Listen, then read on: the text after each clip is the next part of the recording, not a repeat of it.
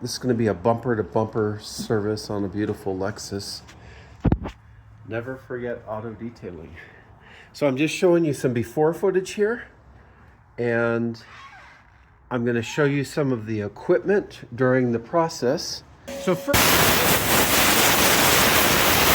compressed air, then you run the vacuum over it. And now what we have is an area that's ready for shampoo. Steamer. I mean, it's almost impossible to clean vents and areas without the use of steam. With the steam, it gets in not just the surface, but in the nooks and crannies. And in terms of cleaning cup holder areas,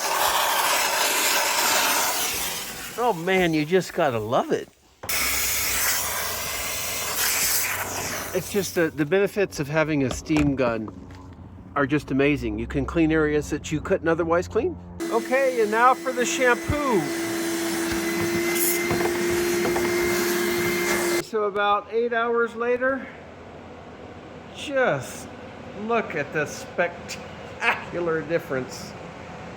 This Lexus SUV is actually, I would say, looking better than new.